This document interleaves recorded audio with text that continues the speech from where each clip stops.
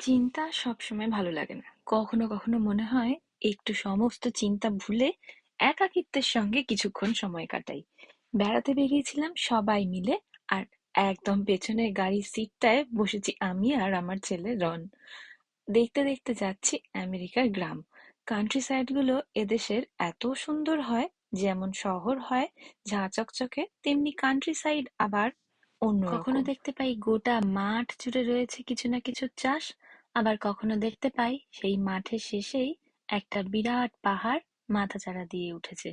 কোথাও কোথাও আবার পাহাড়ের গায়ে মেঘও ভেসে থাকতে দেখতে পাচ্ছি। কোথাও বা আবার রয়েছে পাহাড় জুড়ে জঙ্গল, আর কোনো জায়গায় ছোট্ট ছোট্ট বাড়ি। আর সেই বাড়িগুলো একা একা মাঠের মধ্যে দাঁড়িয়ে আছে, সেটিও আবার দেখবার মতো। গোটা মাঠ জুড়ে একা একা বাড়িগুলো যে দাঁড়িয়ে রয়েছে, সেই সিনারি যেন সত্যিই মন জুড়িয়ে যায়। এই দেখুন, এই মাঠটা, আর ওইদিকে পাহাড়ের গায়ে একটু বললাম যে মেঘ ভেসে আছে, সেইটা দেখতে পাওয়া যাচ্ছে। তবে যেটা আমি আপনাদের আজকে দেখাবো সেটা হচ্ছে এই দেখুন এই মেশিনগুলো। এইগুলোই হচ্ছে আমেরিকায় যে মেশিনগুলো দিয়ে চাষের জমিতে জল দেওয়া হয়। প্রথমটাতে অবাক লাগলেও পরে বুঝেছিলাম যে ও বাবা, এইভাবে জল দেওয়ার কারণটা কি।